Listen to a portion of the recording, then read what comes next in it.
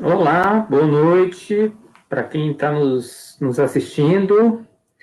Estamos novamente aqui com mais uma edição do Combate e Debate, que é um evento, né, promovido pelo Combate Socialista aqui do PSOL de Londrina. E nesta noite nós teremos as participações aqui da Renata Gonçalves, que é uma professora da Unifesp, lá da Baixada Santista, como também a participação, né, da Ellen, a Ellen de Oliveira, que é uma militante nossa aqui do PSOL de Londrina, e vocês vão nos apresentar, nos agraciar, né, nesta noite com o tema Feminismo Negro, Neofascismo e Lutas Sociais. Então, nós combinamos o seguinte: a Ellen inicia, para a Renata poder se ambientar, até porque ela também estava participando de uma banca, né? Essa nossa vida, né, Renata, de Remota, lives, meet, bancas, tudo remoto, né? sim. Então, eu gostaria muito, em nome aqui do combate, agradecer a participação de vocês duas e desejar um bom debate para todos nós. Então, Ellen, fique à vontade, você pode iniciar. Boa noite a todos, espero que vocês estejam bem. Então, vou iniciar minha fala me apresentando, né, enquanto militante, trazendo um pouquinho da minha história. Eu iniciei minha militância na adolescência, então, né, desde o ensino médio já participava dos protestos pela educação nas ruas, fiz faculdade de Direito e lá também militei, né, foi uma militância mais intensa, então continuei participando dos movimentos nas ruas, mas também participei de uma importante construção política dentro do curso, junto ao centro acadêmico. Eu fui eleita membro do Conselho Deliberativo do centro acadêmico, participei de 2 encontros nacionais dos estudantes de Direito, que rompiam com a tradição esportiva, né, das festas, e trazia a política também para a graduação. Participei da construção do coletivo de mulheres do direito, Mieta Santiago, e junto com vários amigos e colegas da graduação promovi o debate sobre racismo, feminismo, LGBTs e movimentos sociais no seio do curso. Tirei um fôlego da militância assim para finalizar o curso, né, em contexto aí de TCC, OAB, concursos, depois para lidar com o desemprego, construir um espaço no mercado de trabalho. E mesmo nesse período, continuei ajudando como podia por meio da advocacia. Em 2018, lá, né, durante as eleições, eu percebi que não dava para eu continuar na militância de sofá até resolver minha vida e que eu precisava fazer algo, eu precisava, de fato, construir um movimento capaz de mudar, né, tudo aquilo que a gente estava vendo, assim, e que continua, na verdade, né? Mas naquele momento isso se tornou muito óbvio para mim. Assim, não dava para eu continuar sentada, eu precisava fazer algo. Então eu entrei para a Comissão de Defesa de Direitos Humanos da OAB Londrina e comecei a militar no Partido Comunista Brasileiro e no seu coletivo feminista classista Ana Montenegro. E nessa militância eu passei meses atuando na ocupação Flores do Campo, principalmente na questão da violência policial contra aquela comunidade, e também atuei junto ao Comitê Unificado, representando Ana Montenegro. O Comitê Unificado de Londrina, que é composto por diversos movimentos sociais, sindicatos, frentes e partidos políticos, existe, né, ele foi criado porque entendemos que na atual conjuntura nós precisávamos unir forças, né, frente a um governo autoritário, ultraliberal e declaradamente fechado para o diálogo com a esquerda. Então, entendendo essa conjuntura, nós, então, construímos o Comitê Unificado, que tem atuado na cidade, feito um trabalho muito importante também. E aí, na minha experiência, né, enquanto militante, eu vivi muitas coisas e aprendi muitas coisas que me ajudaram a evoluir enquanto ser humano, me ajudaram a, de fato, romper correntes que me limitavam, a romper com uma lógica que me limitava, que me mantinha escrava do sistema, mesmo com consciência de classe, mesmo militando, eu ainda, né, buscava o sucesso profissional, então eu estudava para concurso e estava preocupada em ter uma vida confortável, enfim, aquela ideia, né, do vencer na vida. Então, já que eu estou, né, nessa sociedade capitalista, como que eu posso garantir, né, uma vida confortável? Então, eu ainda vivia muito escrava dessa lógica, e isso dificultava muito, né? Porque isso é muito limitante. Então, eu vivia muito revoltada, eu vivia muito triste e inconformada, né? De precisar estar vivendo aquilo e daquela forma para garantir um mínimo, para garantir algo que todo mundo deveria ter direito, né? Uma vida digna, uma vida confortável. Então, eu vivia muito revoltada e descontente. E isso tudo me ajudou a encontrar, então, encontrar forças mesmo para romper com essa lógica na minha vida, né? Para fazer revolução na minha vida. Então, eu deixei de me preocupar tanto com aquilo que a sociedade, né, colocava que eu precisava ter, que eu precisava ser, e passei a focar mais em ser um ser humano melhor, em ser capaz de realmente trazer coisas boas para o mundo. E isso foi um processo muito importante, muito bom, porque hoje eu posso também continuar a militância muito mais forte, muito mais feliz. E eu entendo também que muito mais acolhedora, para acolher todos e ajudar todos nesse processo, né, que a gente precisa construir junto. E a partir, então, dessa experiência toda e de tudo isso que aconteceu na minha vida, eu quero trazer uma reflexão para nós, militantes de esquerda. Uma reflexão e uma autocrítica, né, para que a gente possa pensar, né, em como construir daqui para frente, em como fortalecer o que já existe e construir, então, um movimento que seja de fato libertário e que realmente faça frente ao capital. Então, um dos principais pontos, assim, é que eu entendi que para a gente realmente fazer revolução, para a gente, né, nós que somos promotores de lutas sociais, nós precisamos romper com a lógica que sustenta o capitalismo, que é uma lógica racional, individualista, intolerante e violenta.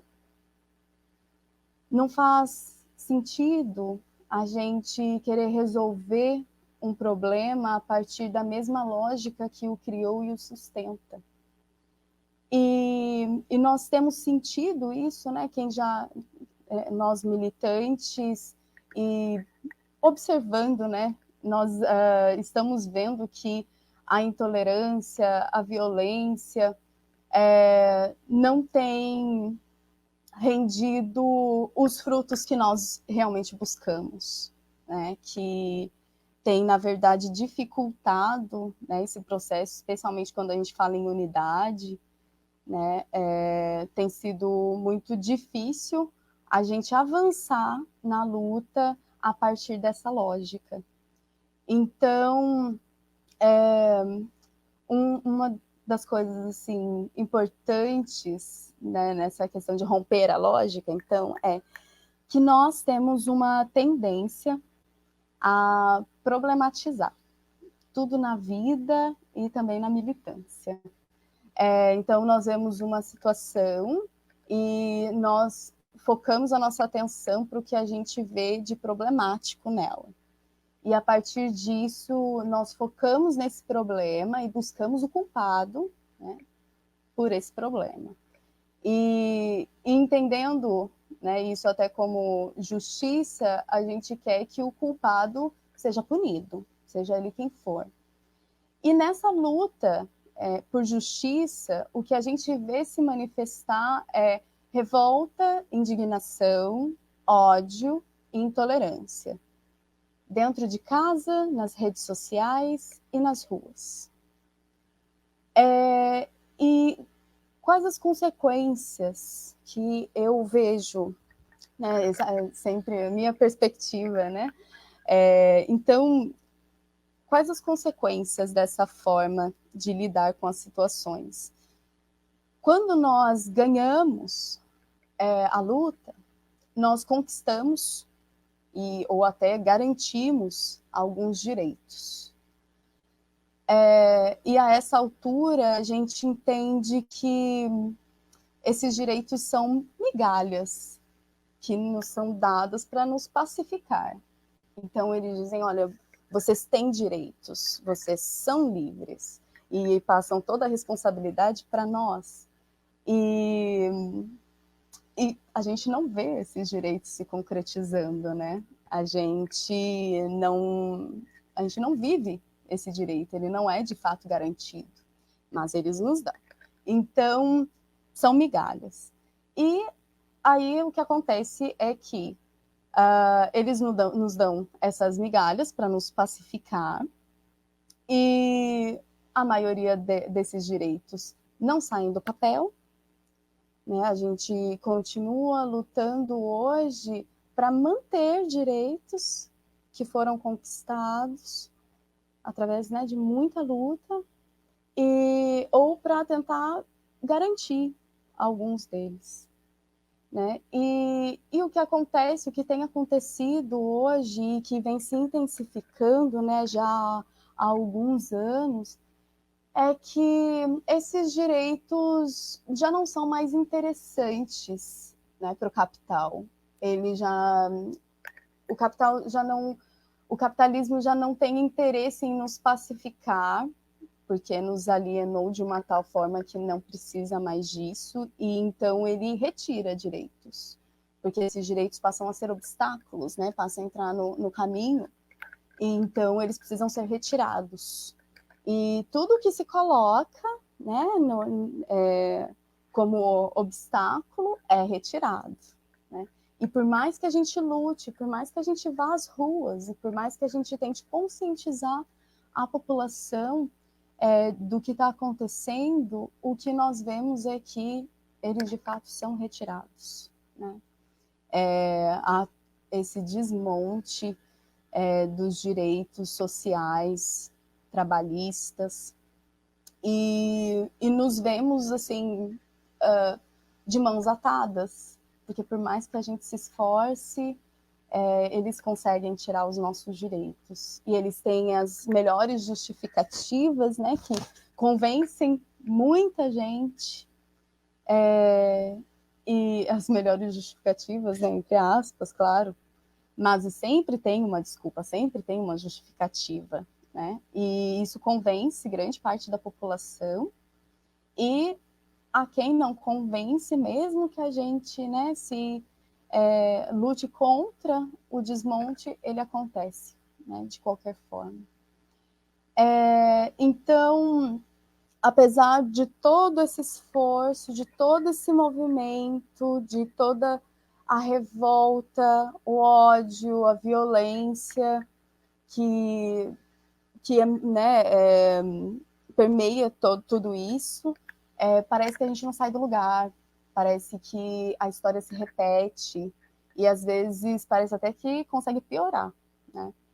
E então nós, frustrados, né, penso assim, a militância, eu como militante muitas vezes, né, frustrada com a luta, me vejo assim, né, deito em posição fetal, né, chora e pensa, né, não, é assim mesmo, né, não posso desistir, vou continuar a luta amanhã, né, então a gente tem que recuperar a esperança, tirar a esperança lá de onde a gente já nem sabe mais encontrar, mas continua ali, continua forte nesse movimento.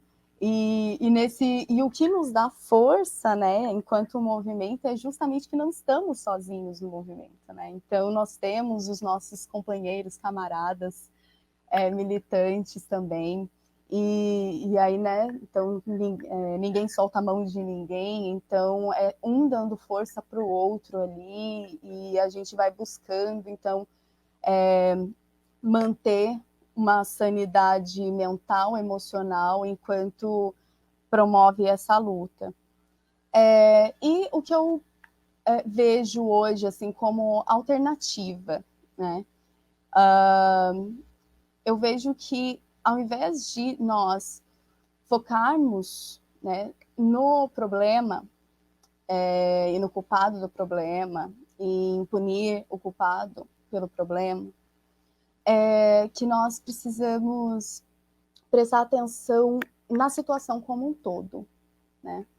Então, considerando a origem, né, dessa situação, considerando os envolvidos e o que motiva esses envolvidos, e fazer essa análise sem tomar lados, né? Porque quando a gente já tem um lado, a gente não consegue ser imparcial. A gente já olha para o problema de uma forma parcial, e isso limita a gente. Então, a gente precisa conseguir ver essas questões todas de uma forma bem analítica mesmo, e sem lado, sem certo e errado, sem julgar quem está certo, quem é errado, quem é melhor, né, quem é bom, quem é ruim. Porque nós vemos que essa polarização política hoje é muito nociva para a nossa sociedade. Nós estamos vendo isso, mas de alguma forma a gente continua alimentando isso.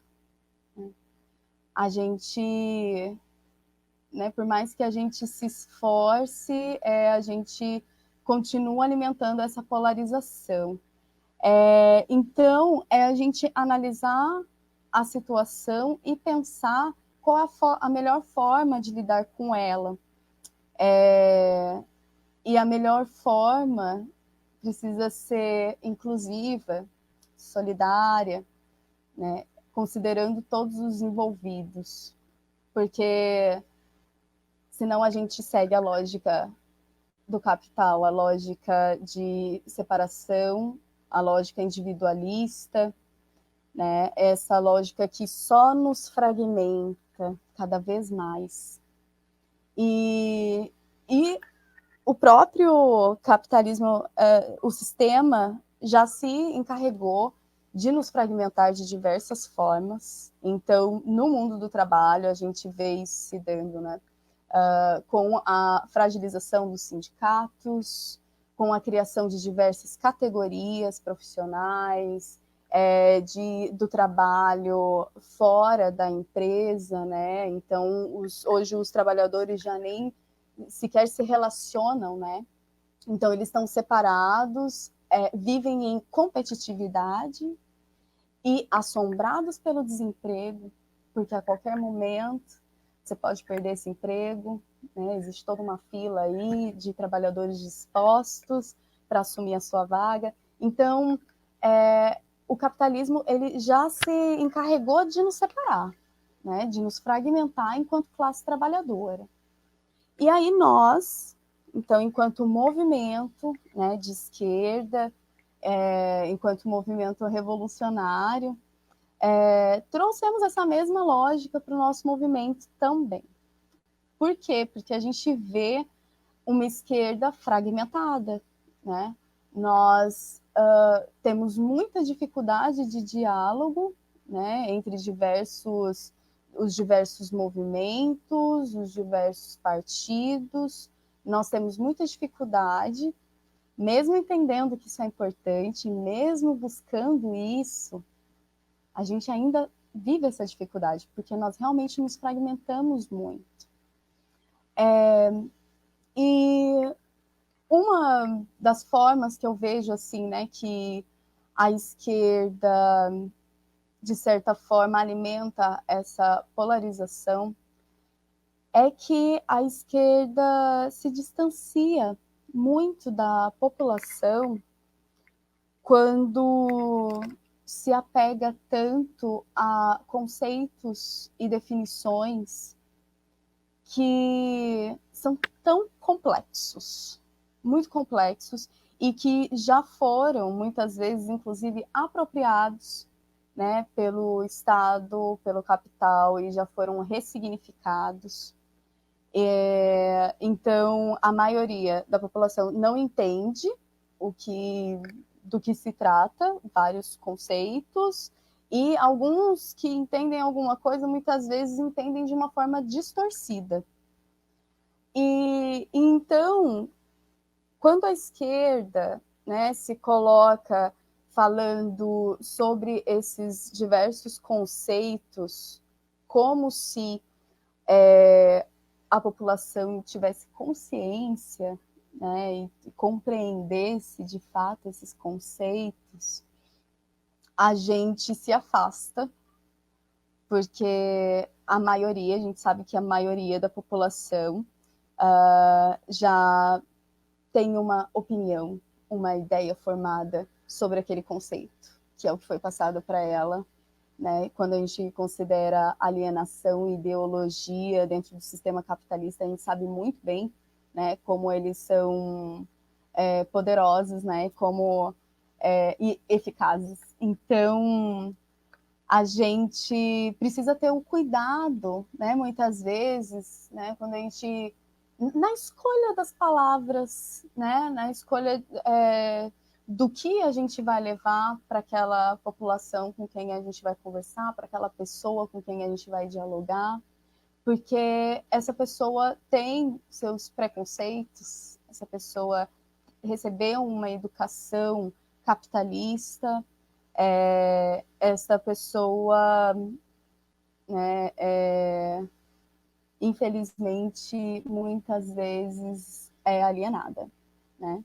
E a gente entende isso, a gente tem consciência disso, mas às vezes falta o cuidado, né, na prática.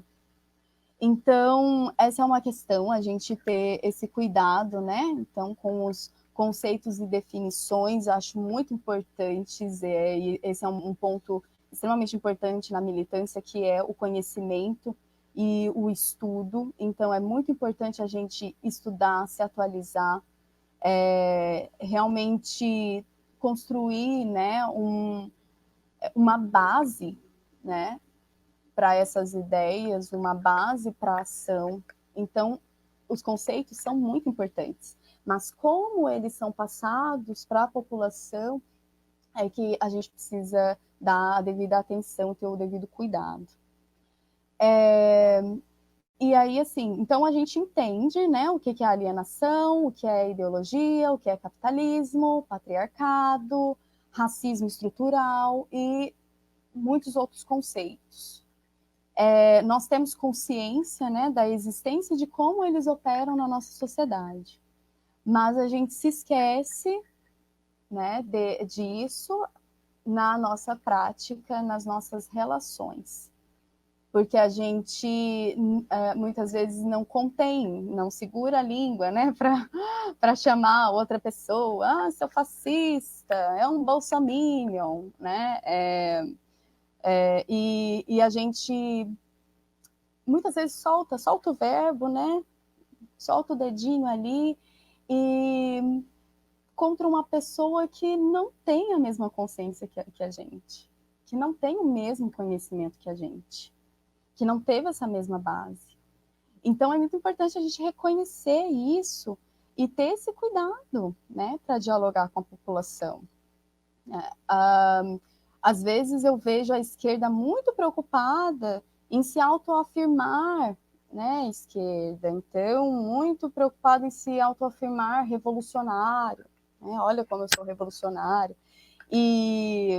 Mas a questão é, né, o mais importante não é você ser revolucionário, esfregar na cara da sociedade o quão revolucionário você é, mas fazer revolução, né? E para você fazer revolução, para a gente, né, para nós fazermos revolução, nós precisamos de toda a classe trabalhadora, né? Nós não podemos excluir. Então, nós precisamos entender isso e colocar isso na nossa prática. A gente precisa se atentar para as nossas atitudes. A gente fala muito, né, do outro lado, então, de como o outro lado é intolerante, de como o outro lado faz discurso de ódio, mas será que nós somos tão diferentes assim? Será que a gente está realmente fazendo algo diferente disso? Né? Então, o que eu proponho, assim, o que eu trago é que a gente preste atenção, né? Cada um preste atenção, assim, em si e nas suas atitudes, na sua postura, no seu discurso, para que seja, de fato, uma atitude, um discurso, postura que esteja a serviço do movimento libertário. E que possa, de fato, trazer as pessoas para o movimento libertário e não afastá-las.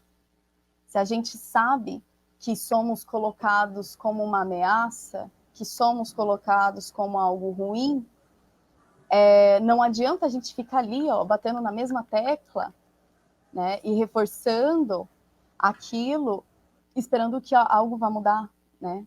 Então, a gente precisa mostrar que nós não somos ameaça. E isso é mostrar para as pessoas com quem nós lidamos, para as pessoas do nosso dia a dia, né? Muitas vezes a gente exclui pessoas até da nossa família.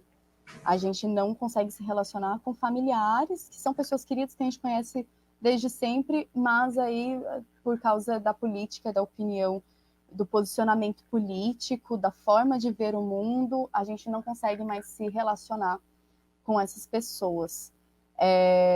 E a gente precisa entender que, né, existe, então, alienação, existe a ideologia capitalista, existe a nossa individualidade, no sentido de que cada um de nós tem a sua história, a sua vivência, e a forma que essa pessoa pensa hoje, age hoje, né, corresponde a essa história e experiência que é dela.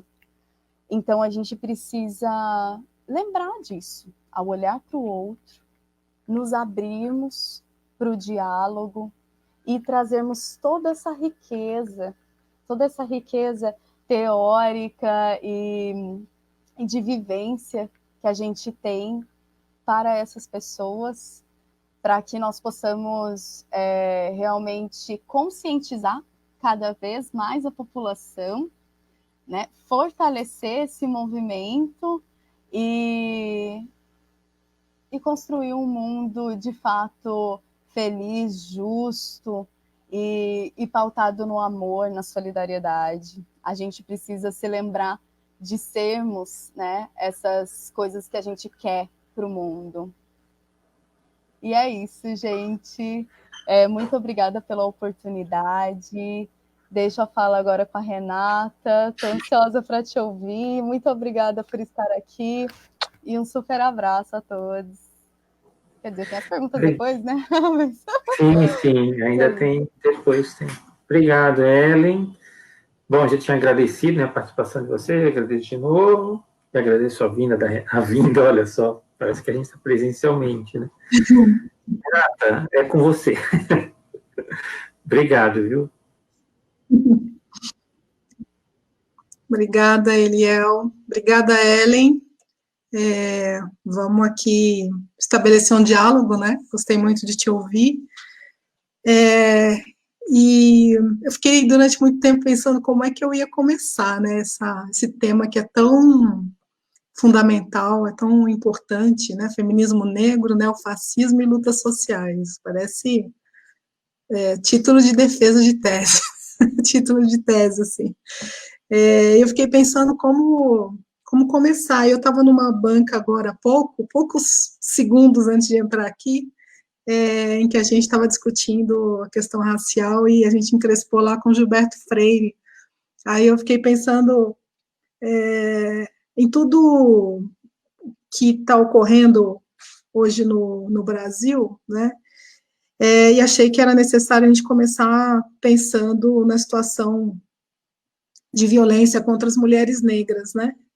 E aí é muito curioso a gente perceber que nesse momento de pandemia, que já não é fácil, mas de pandemia, no interior de uma sociedade que tem como governante um cara que se apoia em práticas neofascistas, acho que é muito pior, né? Então isso tem um peso muito maior para as mulheres negras, e isso não é uma novidade. Então, eu queria começar um pouco a partir daí, né? A gente viu nas últimas semanas situações gravíssimas, né, que escancaram essa desigualdade escancarada agora pela pandemia de gênero, né? As mulheres aumentou o número de violência contra mulheres, os dados são alarmantes. De raça, quando a gente vê que os jovens negros estão morrendo, né? Aumentou o número de assassinatos nas periferias, em plena pandemia, né? No Rio de Janeiro, em São Paulo e em outras regiões também. Eliel, você pode me tirar da tela, por favor? Está escrito aqui. Acho que é a Ellen que escreveu. Desculpa, estou lendo errado. Não. E aí, então, eu queria chamar a atenção, começar falando um pouco, né, no fato de que a gente, para abordar o feminismo negro, preciso dizer que esse feminismo negro ele é uma continuidade de uma série de lutas anteriores, né, de lutas impulsionadas pelos movimentos negros, pelos levantes negros, desde sempre, né, a historiografia brasileira nos coloca num lugar de subalternidade, mas é importante, a gente teve recentemente aqui debatendo com vocês o professor Weber Lopes, né, então não vou voltar, mas queria só chamar a atenção aqui, que bom que o livro está bem à mão, né, que esse livro, do Clóvis Moura, Rebeliões das Senzalas, demonstram, né, uma pesquisa muito intensa que ele fez e em que ele consegue nos mostrar as inúmeras lutas, as inúmeras insurreições, levantes do povo negro, mesmo durante a escravidão, né? Então, a nossa história é uma história de luta. Então, falar do feminismo negro, e eu gostaria de falar do feminismo negro brasileiro, preciso dizer que esse feminismo é uma continuidade de uma série de outras lutas, né? Tem autora por aí que a cada semana lança um livro, lança uma ideia e acha que está descobrindo e está fazendo feminismo negro, né? Então, eu gostaria de falar aqui de uma continuidade. E queria recorrer, embora eu queira falar mais das mulheres, movimento de mulheres aqui no Brasil, mas eu queria recorrer ao livro da Angela Davis, Mulheres, Raça e Classe. Eu sou péssima com essa câmera, mas está aqui, Mulheres, Raça e Classe, porque eu falei que eu queria começar falando de uma relação de violência, né? A Angela Davis, nesse livro, logo no primeiro capítulo, ela volta a isso no quinto capítulo do livro, ela vai chamar a atenção para a condição das mulheres negras escravizadas nos Estados Unidos, né? E a Angela Davis vai dizer que elas vivem sob uma extrema vulnerabilidade, porque a elas foram impostas uma coerção que é sexual, né? Uma coerção sexual que é constante em suas vidas. E aí ela chama atenção para o fato de que, se os homens eram açoitados e mutilados, as mulheres eram açoitadas, mutiladas e também estupradas, né? O estupro, então, sendo, na verdade, uma expressão ostensiva do domínio econômico do proprietário e do controle do feitor sobre as mulheres negras na condição de trabalhadoras. Por que eu estou falando da Angela Davis, né? Primeiro porque queria muito divulgar mais e mais esse livro dela, que acho que é importante que a gente leia, e também para dizer que aqui no Brasil não foi diferente, né? Na formação social brasileira a gente encontra essas características autoritárias, que é própria da família patriarcal, que se consolidou aqui no Brasil durante o regime escravista, assegurando a autoridade do pai-senhor, né, ou seja, do patriarca. E chamar a atenção para a escravização das mulheres negras, né, que elas eram, em alguma medida, consideradas iguais aos homens e recebiam os mesmos castigos que eles, mas, por outro lado, né, por serem do sexo feminino, elas também eram vítimas de abuso sexual e de outros maus tratos bárbaros que só poderiam ser infligidos a elas, né?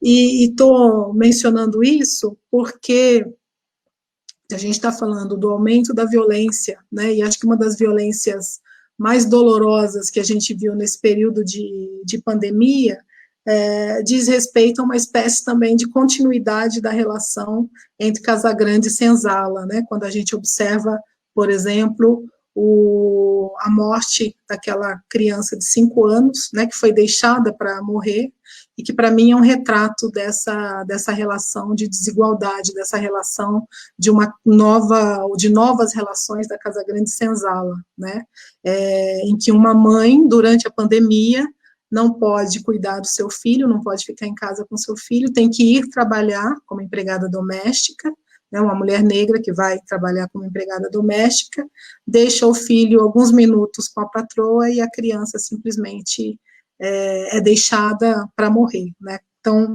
nesse sentido, essa pandemia está escancarando essas relações, né, que remontam à escravidão no Brasil, né, com uma dinâmica patriarcal, violenta, e que permanece ainda hoje.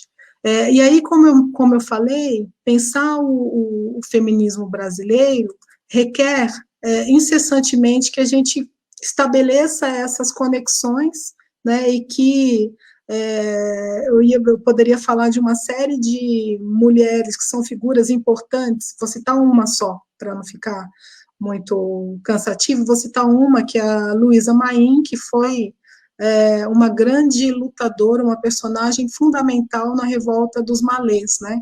Ela foi tão importante que virou tema do Carnaval do Rio de Janeiro, que foi vitorioso no ano passado, no ano de 2019. Então, da importância dessa personagem para essa revolta, ou seja, para as lutas sociais e os levantes do povo negro. Agora, para falar de feminismo negro no Brasil, acho que tem alguns momentos, né, que são fundamentais aqui, que, insisto, momentos de continuidade de toda essa luta no final do século XIX, início do século XX, né, com jornais, com a imprensa negra, depois com a Constituição da Frente Negra Brasileira, né, depois com o surgimento do Movimento Negro Unificado, e eu acho que é aí que a gente começa a pensar na existência ou na organização de um feminismo negro, né? De que forma? Se a gente pensar na década de 70, a gente tem ali uma grande efervescência dos movimentos sociais. O Ariel está aqui, depois ele pode falar um pouco sobre isso, ele né, durante o debate, mas tem uma efervescência importante dos movimentos sociais, e eu diria que aqui no Brasil, 2 grandes movimentos se destacam, né, no interior, inclusive, do movimento operário, que é o movimento negro, de um lado, e o movimento feminista, do outro lado, né. Acontece que as mulheres negras participavam tanto de um movimento feminista, como do outro movimento, o movimento negro. E embora participantes destes 2 movimentos, e sem jamais romper com esses 2 movimentos, essas mulheres negras não viam, não percebiam suas pautas priorizadas no interior desses 2 movimentos, né? E isso vai caminhando para uma espécie, não de ruptura, porque não há ruptura em momento algum, mas na necessidade de se criar, de se promover um movimento autônomo, né? E tem algumas datas que são grandes marcos, né, até digamos assim, a consolidação de um movimento feminista. Eu citaria 3 grandes datas importantes. A primeira delas, no que diz respeito à relação das mulheres negras com o movimento feminista, ela vai se dar no encontro que houve em Bertioga, em 1985, em que as mulheres negras chegam, participam, mas não havia nenhuma pauta das mulheres negras colocadas e pensadas pelas chamadas feministas, né? E isso coloca um problema muito, muito grande. O primeiro deles, né, e aí, de novo, a Mitz Renata, mãe do garoto Miguel, que morreu recentemente, talvez tenha precisado, né, de algo dessa natureza, que foi a luta das mulheres negras em torno das creches, né? Essa foi uma pauta colocada pelas mulheres negras, e as feministas, num primeiro momento, simplesmente negligenciaram, né? Não era uma pauta delas, não era uma pauta importante. Acontece que, para ser feminista, né, para poder participar das reuniões, para poder reivindicar ou viver aquilo que as feministas reivindicavam, como, por exemplo, sair para trabalhar, né, era necessário que outras mulheres ficassem no interior de suas casas executando aquelas tarefas domésticas que as feministas não podiam desenvolver, né? Um dos livros mais conhecidos para tratar aí dessa relação, e talvez que tenha impulsionado, além do livro da Simone de Beauvoir, de 1949, é o livro da Beth Friedan, né, que é a Mística Feminina, que foi lançada em 1963. Tem 2 documentários no Netflix que aborda, na Netflix, né, que aborda esse período e a efervescência feminista e o surgimento dessa segunda onda feminista, que eu faço uma crítica a essa onda, já falo sobre isso, né? Mas no livro da Beth Friedan, a grande questão que está colocada é a saída das mulheres para o mercado de trabalho. Acontece que, em se tratando do trabalho feminino, as mulheres negras sempre trabalharam, né? Sempre trabalharam durante a escravidão, e no pós-escravidão sempre tiveram que trabalhar e desempenhar tarefas precárias, né? Na tese de agora há pouco, um dos elementos importantes que eu mencionava era o fato de que, no dia seguinte à abolição, a população negra, os trabalhadores negros, agora recém-libertos, não foram inseridos na chamada esfera produtiva, né? O Estado brasileiro, vocês viram lá com Weber Lopes, tinha como projeto o embranquecimento da nação. Esse embranquecimento significou deixar à margem toda essa população que a Lilian Schwartz vai chamar de gangrenada, né? Fazendo uma crítica à forma como inúmeros intelectuais ou pensamento social brasileiro abordou essa temática do embranquecimento. Então, foram as mulheres negras que sustentaram as suas famílias a partir, né, da permanência delas falei agora há pouco, na Casa Grande, né? Ou seja, foi o trabalho como empregada doméstica que possibilitou a sobrevivência das famílias negras. Então, quando as feministas falam, né, da saída para o mercado de trabalho, nós, mulheres negras, trabalhávamos já desde sempre. Então, você já tem aí uma diferença que é bastante significativa, né? E uma outra questão que as mulheres negras vão colocar, então, é quem é que vai cuidar dos nossos filhos? Daí a luta pelas creches para que os seus filhos pudessem ficar nas creches enquanto elas iam trabalhar, né? A Miss Renata, a creche do filho estava fechada, pandemia, né? E ela não podia ficar em casa com a criança. A mesma patroa, assim, que pagou 20 mil reais, né, como fiança, não foi capaz de pagar um salário digno para que essa mulher pudesse permanecer em casa com o seu filho, né, cuidando dos seus filhos. Então, 1985 vai ter esse debate colocado pelas mulheres negras aqui em Bertioga. Tem todo um dossiê, não vou nem citar uma autora só, porque são várias, vou citar duas, vai. Uma Matilde Ribeiro, a outra é a Luísa Bairros, que vão escrever num dossiê que eu acho que é interessante para a gente entender esse momento da organização das mulheres negras, que é um dossiê que foi organizado pela revista Estudos Feministas, em 1995, está disponível na internet. Está tudo disponível na internet hoje, dessa revista, né? Então, 1985 foi fundamental, como uma tomada de consciência, digamos assim, das mulheres negras no que diz respeito a esse distanciamento das feministas. Um outro momento, eu falei que ia citar só 2 ou 3, né?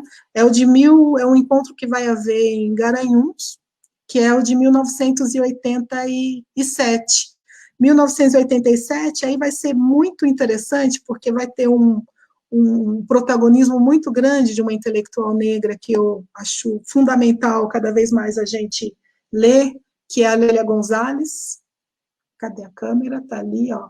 Esse livro foi publicado no finalzinho de 2018, e, na verdade, é uma compilação dos textos da Lélia Gonzalez, né? Então ele se chama Lélia Gonzalez, Primavera para as Rosas Negras, e a Lélia vai ser uma das protagonistas da tensão com as feministas, né? Porque ela vai dizer, nós, mulheres negras, não nos enxergamos nessa pauta. E veja, 1987, a gente está há 1 ano do 100º aniversário da abolição, né? Que a gente considera como a falsa abolição, mas esse é um outro debate.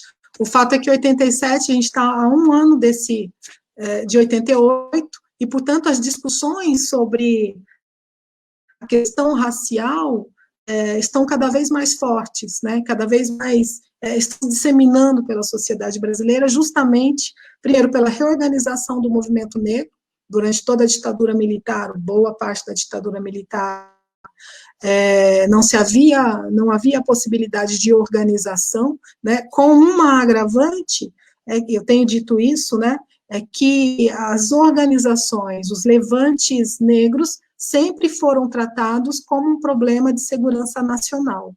Por que isso, né?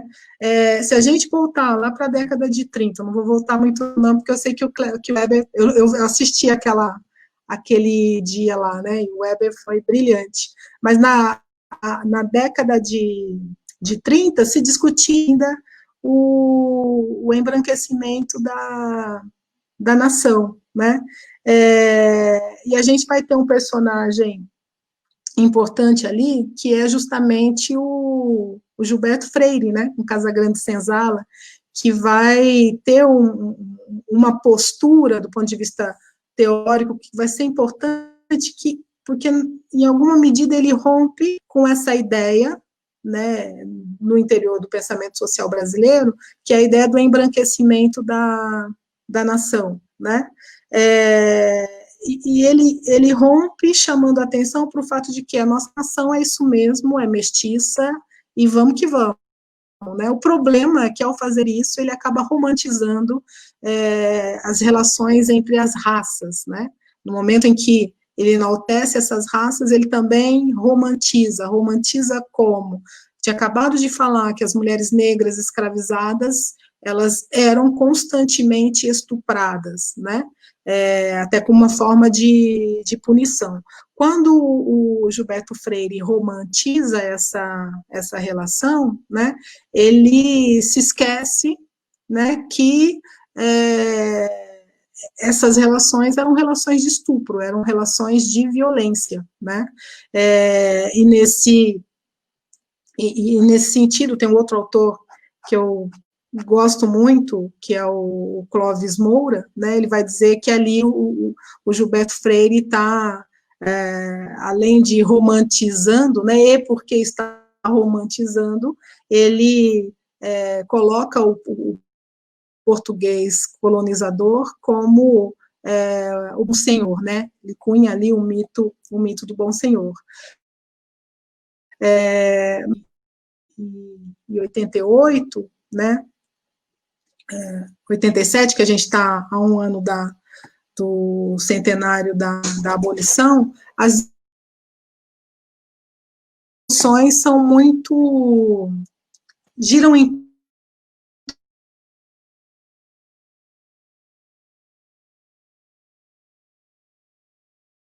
né, desse centenário que eu mencionei aqui, vai questionar e vai dizer que não há uma pauta, né,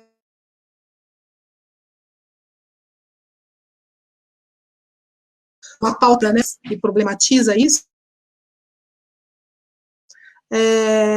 Ela propõe mulheres, né, propõe ali a criação de um movimento autônomo, né, que vai ganhar corpo num congresso que ocorrerá no final do ano de 1988, portanto, no interior de toda a efervescência de 1988, ocorrerá o primeiro Congresso Nacional de Mulheres Negras, né?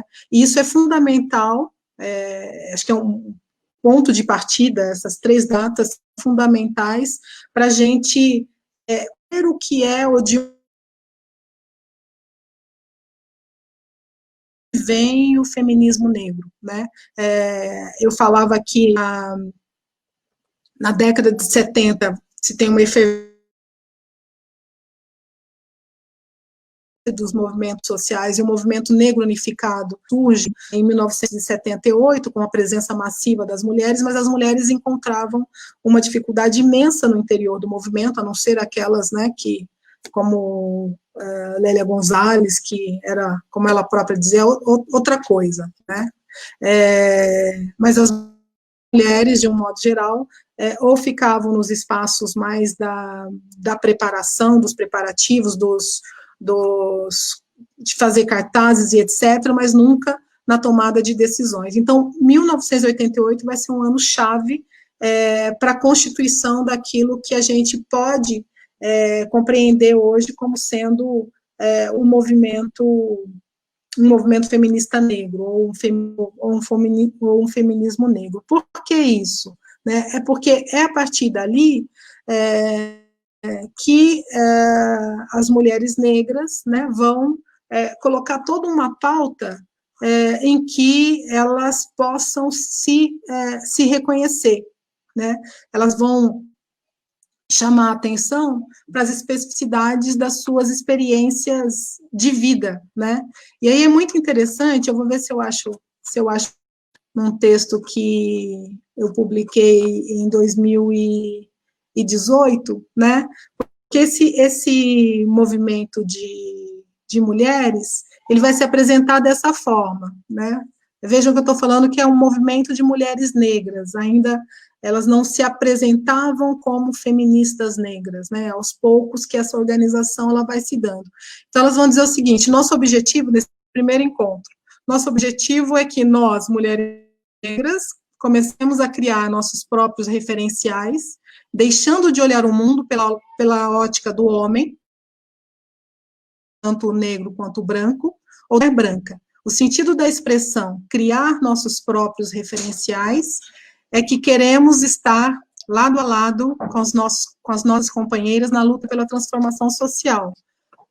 Queremos nos tornar queremos nos tornar porta-vozes de nossas próprias ideias e necessidades. Enfim, queremos uma posição de igualdade nessa luta.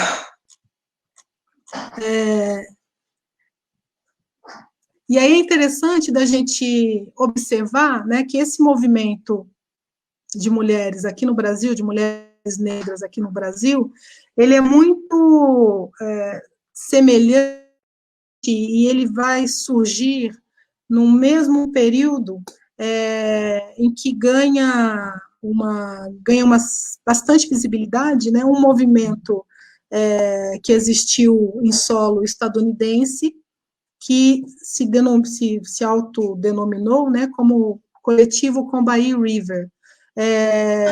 Eu não vou falar muito dele aqui hoje não, mas queria só dizer que esse coletivo ele existiu entre 1974 e 1979, e em 79 ele faz uma declaração. Essa declaração a gente publicou na Lutas Sociais, que vocês podem encontrar pela internet, acho que número 43, é de 2018, um dossiê dedicado à questão racial. E tanto essas mulheres daqui estão criando um coletivo de mulheres negras, como esse coletivo Combahee River, nasce com um propósito muito declarado, que é aquele de construir uma nova sociedade, né, nas bases do socialismo. Então, tanto esse movimento como o outro já se coloca como sendo um movimento declaradamente anticapitalista, antipatriarcal e antirracista, né? Claro que naquele momento nenhum dos dois movimentos, nem o Combahee River, nem o coletivo de mulheres negras aqui no Brasil, estão lidando com aquilo que hoje várias feministas denominam como a interseccionalidade, mas estão trabalhando com essa combinação que é bastante importante, né? E aí, o que é fundamental aqui, eu não sei quanto tempo eu tenho, estou vendo só os 57, é que tanto o movimento Black Lives Matter, que hoje, né, esse hoje já há alguns anos, tem crescido nos Estados Unidos e tem denunciado a violência de Estado contra os corpos negros, né, quando a gente observa tanto esse Combahee River da década de 70, década de 80, e a criação do movimento de mulheres negras, né, e quando hoje a gente observa, principalmente nas redes sociais ou nas periferias das grandes cidades, né, um crescimento dos coletivos negros, né, de mulheres negras ou coletivos feministas negras, o ponto central permanece a questão da luta contra a violência, né, da violência impetrada contra os corpos negros, né.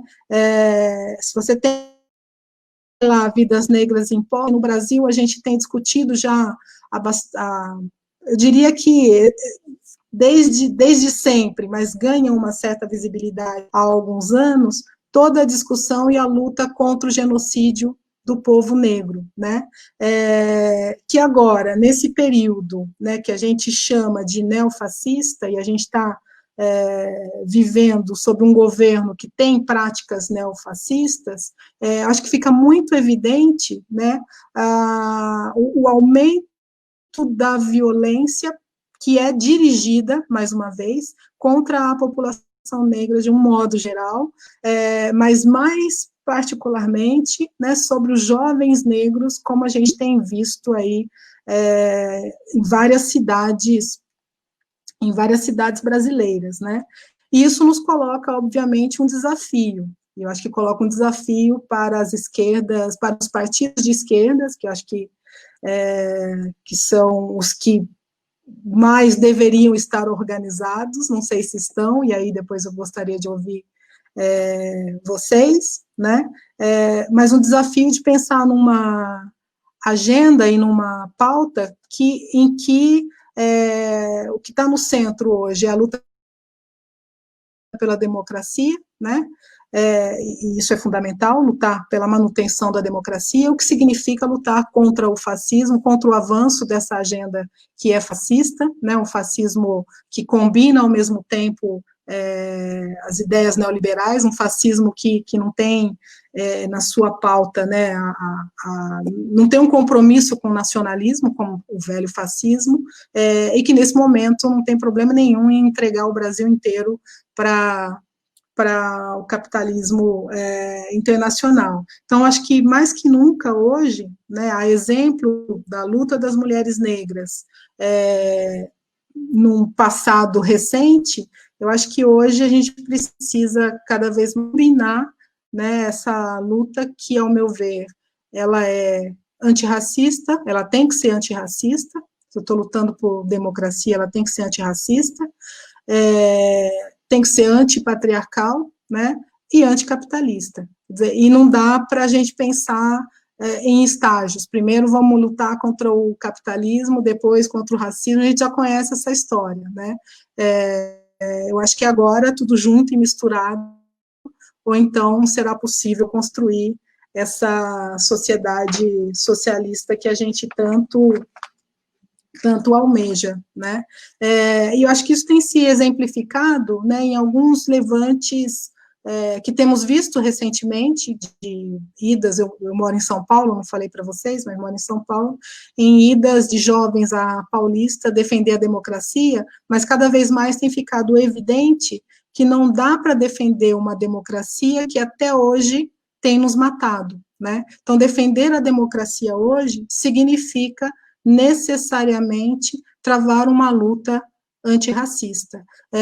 A gente está há poucos dias, eu não sei que dia é hoje, cerca de um mês, né, da Marcha de Mulheres Negras, que vai ocorrer no dia 25 de julho, né, e quando a gente vê essas organizações nas periferias das cidades, inclusive para sobreviver durante essa pandemia, né, a gente vê uma forte mobilização de mulheres negras, né? O que eu não falei, e não sei se vai dar tempo de falar, é que deste movimento, ou seja, foi no processo de construção do movimento de mulheres negras que a pauta feminista negra foi se consolidando, e não o contrário. Então, quando a gente pensa em feminismo negro, a gente está falando de vertentes teóricas que fazem a leitura da condição das mulheres negras e trazem algumas análises para pensar a situação das mulheres negras, né? Quando a gente pensa, quando a gente trabalha nessa perspectiva, o feminismo negro, do ponto de vista teórico, ele é uma consequência, essa construção teórica, ela é uma consequência de um movimento social, né, e não o contrário, e eu acho que isso é fundamental, assim, no momento em que se discute muito, em que se fala muito de interseccionalidade, né, e a gente sabe que a interseccionalidade pode ser uma interseccionalidade liberal, proletária, ou de uma luta de massa, né, eu acho que é importante a gente não perder de vista o caráter combativo dos movimentos sociais, né?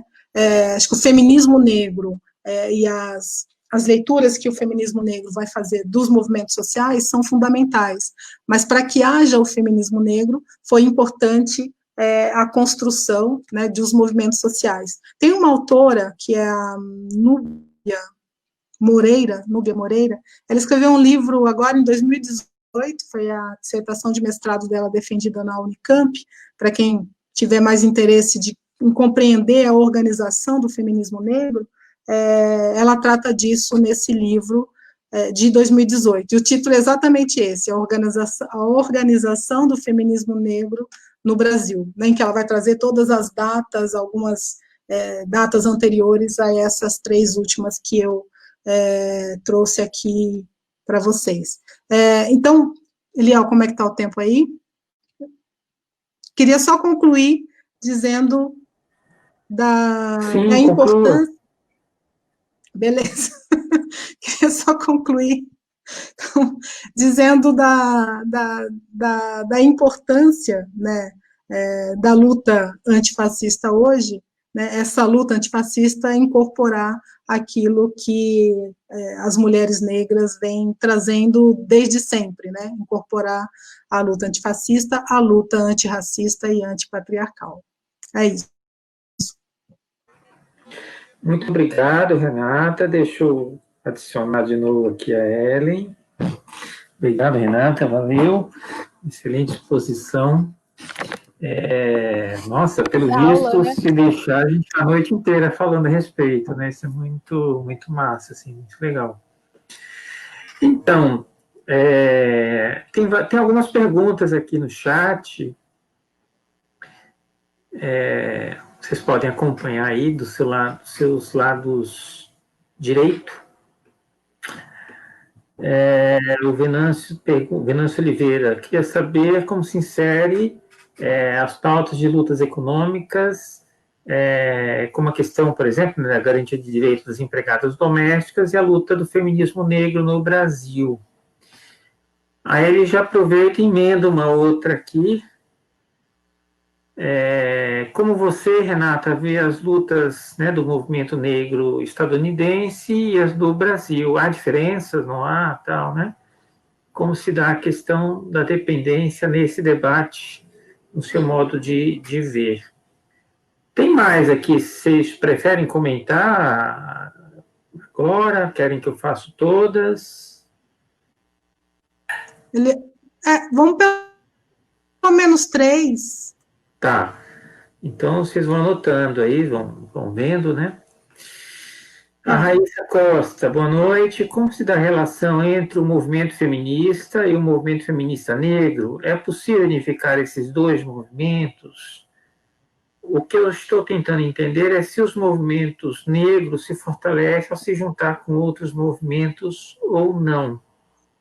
Bom, já tem 3, aí eu também tenho uma outra, mas eu vou deixar para juntar com a da Patê, olha só, com a da Patrícia Santos. É que a gente chama ela de Patê, mas aí eu junto a minha com a dela depois. Fique à vontade. Vou começar. O microfone tá. Vou começar da Raíssa e a unificação das lutas, né?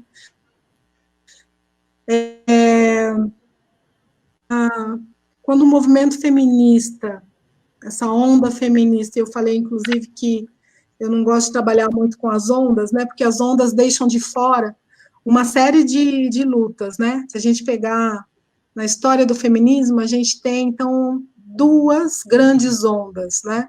Aquela que, do final do século XIX, em torno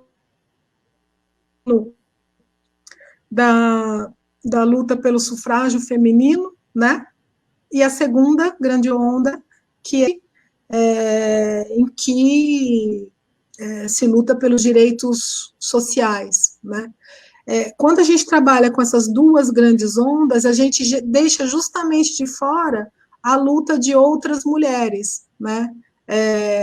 Citei a Luísa Maim, no interior de um movimento, a Revolta dos Malês, ela foi fundamental, e tantas outras mulheres. A Angela Davis, nesse livro, Mulheres, Raça e Classe, que eu vi aqui que o Danilo colocou o link, né, de acesso ao livro, é um livro que realmente merece e precisa ser lido. A Angela Davis vai trazer nesse livro uma série de organizações de mulheres negras que não aparecem na luta pelo direito de votar, né? Ela até traz a fala de uma mulher negra em 1851, que virou até título de um livro de uma intelectual negra estadunidense, que é a Bell Hooks, muito lida hoje no Brasil, está sendo bastante publicada, e o título é Acaso Não Sou uma Mulher. Esse Acaso Não Sou uma Mulher é justamente uma mulher negra num congresso que está discutindo o voto para as mulheres, né? E aí aquela ideia de mulheres universais, mas as mulheres brancas daquele período, né, não lutaram pelo voto de homens e mulheres escravizados, né? Então, a Sojourner Truth, que é o nome dela, eu não falo inglês, então a minha pronúncia é péssima, mas é Sojourner Truth, ela vai dizer, acaso não sou uma mulher, né? Vejo aqui homens fazendo caricatura das mulheres, dizendo que elas não podem votar porque elas são delicadas, porque elas precisam ser cuidadas, né? Eu sou uma mulher negra, minhas mãos estão calejadas de tanto trabalho, sou uma mulher, mas nunca fui tratada como tal, né? E acaso não sou uma mulher, é um discurso muito bonito, que vale a pena vocês lerem, está nesse livro da Angela Davis, se vocês não encontrarem, ele foi publicado também na página do GLEDES, que é o Instituto da Mulher Negra, aqui de São Paulo. Tudo isso para dizer, então, que essa relação movimento feminista e movimento das feministas negras sempre foi uma relação muito tensa. Eu falei do livro da mística feminina, né? Acabei de esquecer o nome dela, da Betty Friedan, e esse livro ele foi muito criticado justamente pela Bell Hooks, aquela crítica que eu falei, né? Nós, mulheres negras, sempre trabalhamos, é um livro um texto da Bell Hooks, que foi publicado também na Estudos Feministas, mas eu não me lembro quando, 2000 talvez, mas em que ela vai fazer uma crítica justamente para essas feministas, né, que ela vai dizer, as dondocas que estão entediadas e que querem trabalhar, e nós, mulheres negras, né, onde é que nós entramos nessa história. Aqui no Brasil, tem uma situação muito semelhante, que é a Betty Friedan, né, obviamente, ignora as mulheres negras nesse processo. Quando ela está escrevendo o livro, as mulheres negras simplesmente não aparecem. Ela está mencionando especificamente as mulheres brancas de classe média. Aqui no Brasil, tem um livro que foi publicado em 2003, que é o livro da Célie Pinto, que se chama Uma História do Feminismo no Brasil. E aí é muito curioso, porque a Célie Pinto apresenta a história do feminismo sem tratar das mulheres negras. As mulheres negras simplesmente não existem. Mas será que a Célie Pinto escreveu, sei lá, em 1600 e não sei quando? Não, o livro é de 2003. Né? Dava para ter abordado, né? Nós já existíamos naquele momento, já éramos organizadas enquanto movimento de mulheres e enquanto feministas, né?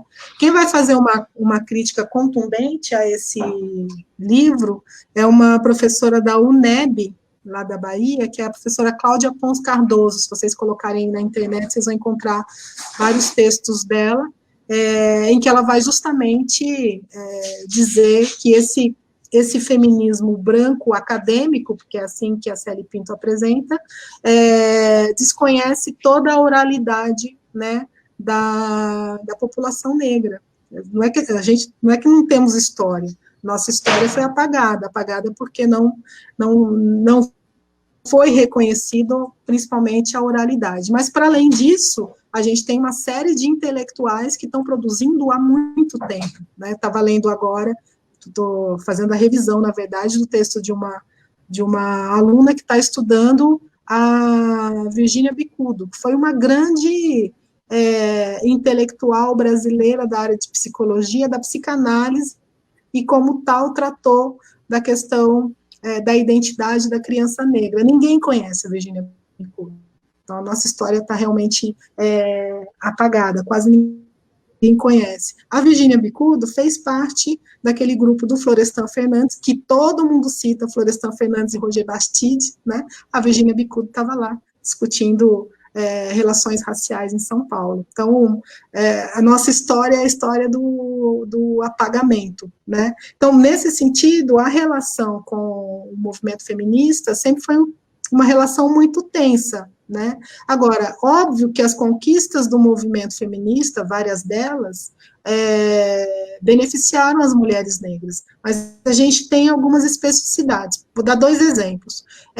Na década de 70, 1976, para ser mais exata, houve uma ampla campanha no Brasil, não apenas no Brasil, vamos falar do Brasil, uma ampla campanha de esterilização, né, porque se entendia naquele momento que a pobreza no Brasil se devia ao número de filhos, né, então pobreza era resultado da quantidade de filhos que se tinha. Bom, qual foi o resultado?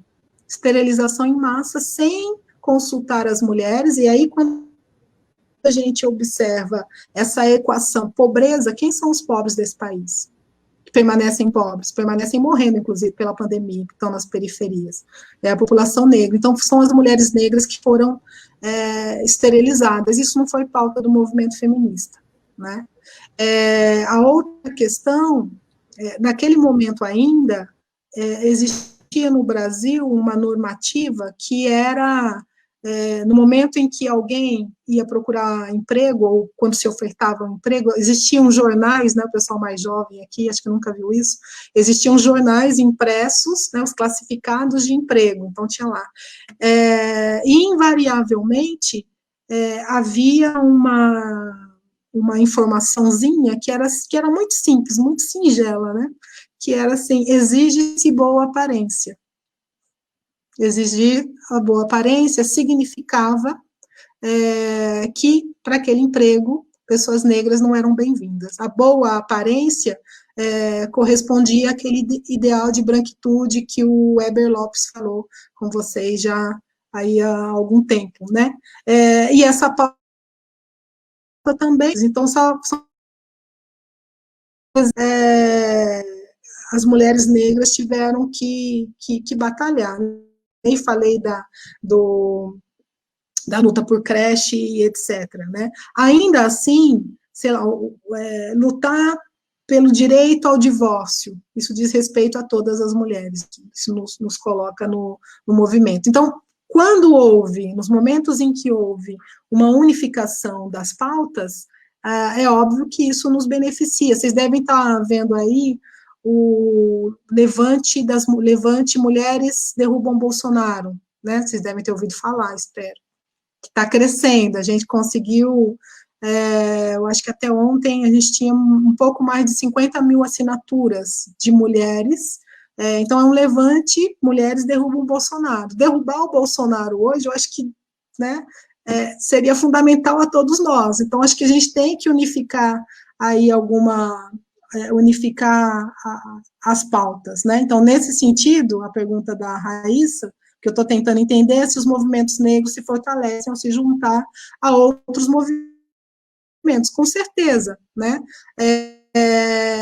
desde que também não retirem o nosso protagonismo, que eu acho que isso é fundamental, né, é por isso que a gente tem dito em vários lugares que representatividade importa, né, agora não é uma representatividade apenas do ponto de vista de colocar um negro, né, o Bolsonaro desfila com o chaveiro lá, que é o moço Hélio Negão, né, que adotou o sobrenome do Bolsonaro, inclusive.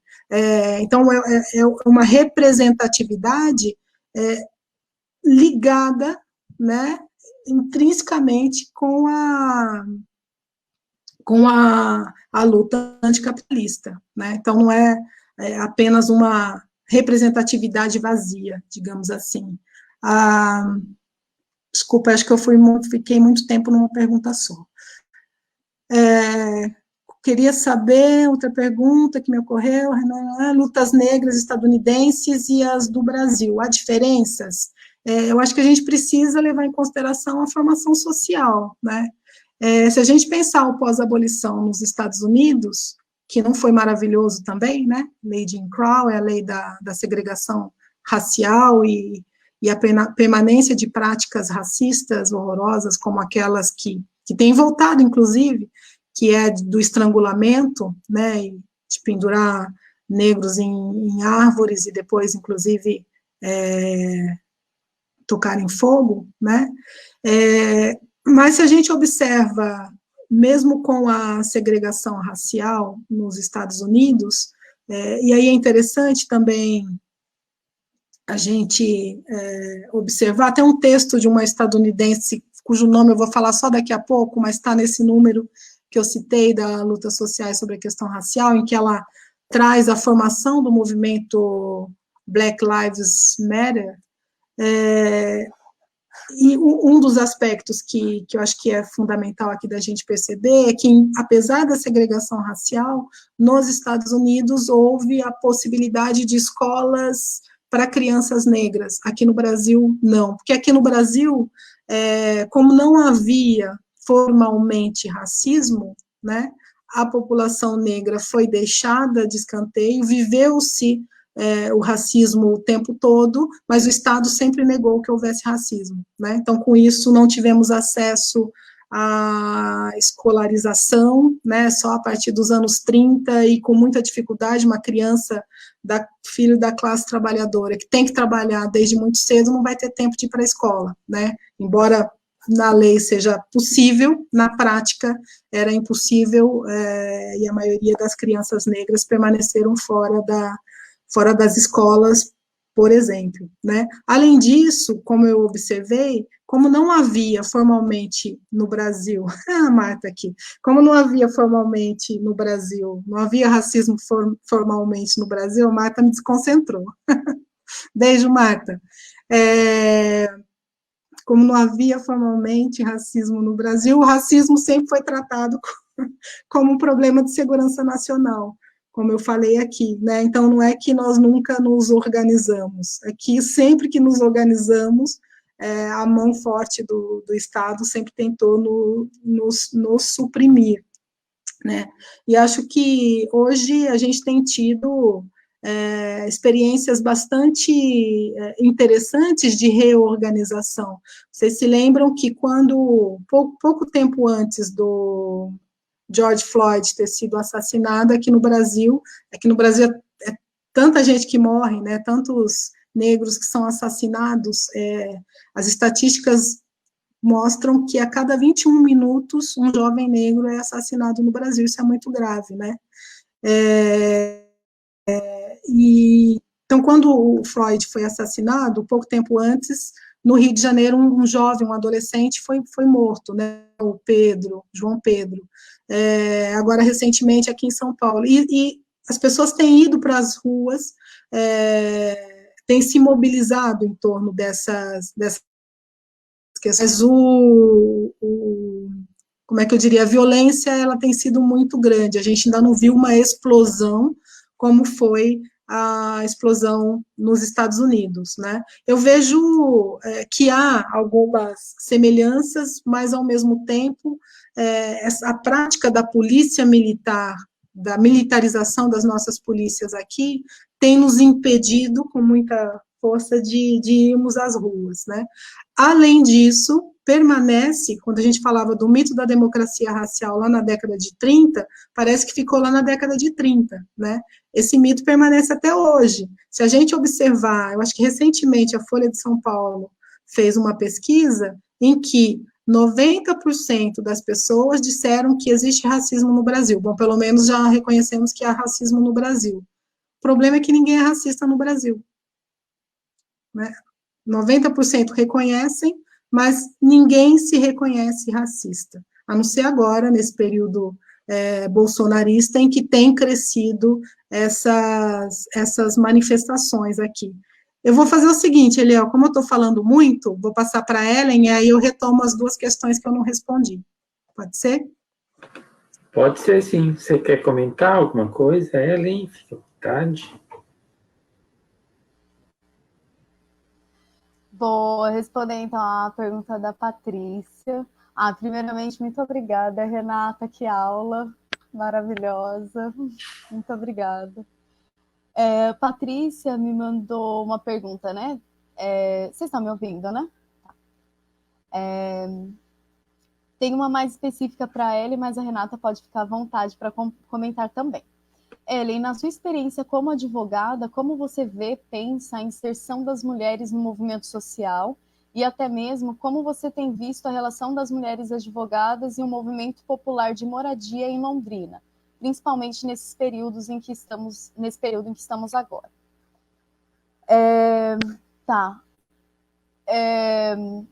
Então, né, na minha experiência como advogada, isso já me traz coisas assim importantes e que até faz ganchos com o que nós estamos tratando aqui. O curso de Direito, a gente sabe que é um curso extremamente elitista, né?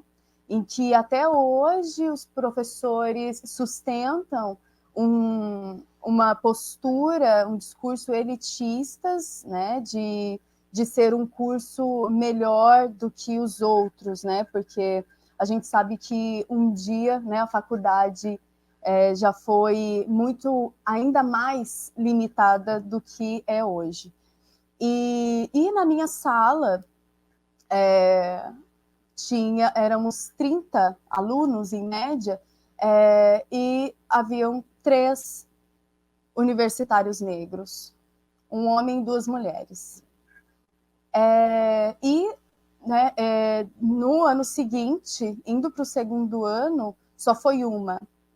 Os outros 2 ficaram. Por quê? Porque a realidade é que essas pessoas precisavam trabalhar, né? Trabalhavam o dia todo, e quando você precisa trabalhar, né, o dia todo para garantir um salário mínimo, né, um salário que muitas vezes sequer, né, cobrem as nossas despesas, fica muito pesado carregar uma faculdade, né? Então essa é a realidade, e aí a gente fala, né, que não existe racismo no Brasil, como assim, né? E isso é muito escancarado, isso era muito evidente. E aí, enquanto formada, o que acontece é que a advocacia hoje é muito precarizada também, é muito difícil ter lugar no mercado de trabalho, quando tem uma profissão muito explorada, e hoje já não, acho que eu, pelo menos, carregava muito o preconceito de que era uma profissão bem remunerada, de que seria uma boa profissão, mas não é, né? A realidade é que, para quem já tem um grande escritório, para quem já vem de família, de advogados, talvez seja, mas para o recém-formado, não é. E a gente já começa ali tendo que pagar a OAB, né? Tendo que passar no exame, tendo que pagar a OAB para exercer a profissão. Eu optei, né, diante dessa dificuldade de me inserir no mercado de trabalho como advogada, optei por ser advogada autônoma. Então, eu sou professora de música também, e aí eu optei, então, por manter a profissão de musicista, que paga as contas, e advogar como autônoma, para ir construindo essa carreira no mercado. E, enquanto advogada, a minha forma de me inserir nos movimentos sociais foi atendendo a demandas das mulheres que vinham procurar ajuda. Então, atender a demanda, né, de uma mulher que o pai da criança não paga pensão, né, de divórcio, de violência doméstica, atendendo a essas demandas como advogada. Mas isso, é claro que é muito limitado, né? E aí existem movimentos, existem organizações que trabalham com essas demandas. Então, né, por exemplo, a OAB tem lá as suas comissões que fazem trabalhos interessantes, mas que a gente sabe que, por serem institucionais, são engessados, né? Mas, então, enquanto advogada, a inserção é atender, né, essas demandas, então colocar o serviço a serviço da população, né, a serviço de quem realmente precisa, e nos inserirmos nesses espaços organizados. Mas a dificuldade é que a mulher, né, tem que trabalhar, aí tem que cuidar da casa, tem que cuidar dos filhos, e é um monte de demanda, né, que as mulheres carregam, né, nas costas, e isso dificulta muito a nossa inserção nos movimentos sociais, porque não há tempo, não há condições para a gente fazer isso, né? Então, como, né, levar isso até essas mulheres trabalhadoras que não têm condições de estar ativamente nos movimentos? A gente precisa realmente pensar uma forma de ir até essas mulheres. E nessa lógica, então, eu trabalhei ano passado na ocupação Flores do Campo, e a realidade que a gente encontra é que essas pessoas não têm acesso aos seus direitos, né? Essas pessoas, elas não têm acesso nem de reclamar pelos seus direitos. Então, é realmente muito importante a atuação, aí especificamente, né, por causa da pergunta, então, a atuação de advogados nesses espaços, então, de ir até as ocupações, de ir à periferia, de atender essas demandas e buscarmos, né, de fato, talvez a gente não resolva o problema como um todo, mas se a gente pode ajudar, né, quem quer que a gente possa ajudar, então por que não? Então a gente precisa ir até lá. A gente precisa, então, pensando no meu caso, enquanto membro de uma comissão da OAB, né, sair lá da sede da OAB, né, que é um espaço, né, de tantos privilégios, sair desse espaço e ir até as comunidades, ir até as ocupações, ir até a periferia e realmente fazer valer os direitos dessas pessoas, né? É muito difícil, porque, né, lógico que a gente busca fazer valer, mas o fazer valer daí já não depende só da gente, né? Mas é um trabalho que é necessário e alguém precisa, né, dar esse primeiro passo. Então, a gente realmente sair da nossa zona de conforto, né, e darmos esses braços, já que eu, né, posso colocar, então, já que eu tenho os meus privilégios que me possibilitam estar nessa posição, então, de estender a mão e de me colocar a serviço, né, da população, de fortalecer os movimentos sociais e fortalecer a população, dar voz às mulheres, dar voz àqueles que são diariamente agredidos. Eu lembro que o que me chamou muita atenção assim com relação ao Flores do Campo é que é que era a questão da agressão policial. Então, a polícia ia lá, arrombava as casas, quebrava as coisas, revirava tudo, apontava armas, ameaçava as pessoas, inclusive as crianças, e não tinha ninguém ali para socorrer aquelas pessoas. E não era dado qualquer visibilidade. Quando aparecia na TV, era a polícia explicando que era uma operação, e aí entram, né, as justificativas. Sempre tem as justificativas. Né? Mas ver essa violação, né, ao básico, que é o direito à moradia, né? Você ter uma casa, você poder viver ali com a sua família, essas pessoas não têm sequer isso, porque a qualquer momento imagina, a gente aqui a qualquer momento entra um policial arrombando a porta, né, apontando armas e ameaçando.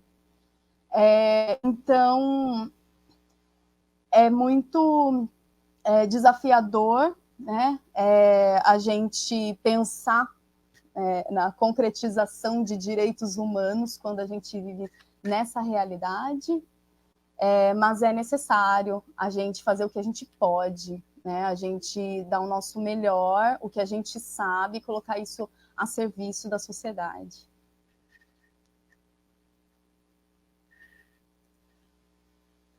Eu acho que é isso. Obrigado, Ellen.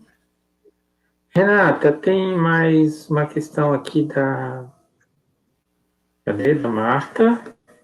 Disse aqui, né, que é um prazer te ouvir, Marta Ramírez. A Marta está aí ainda? A Raíssa, ela...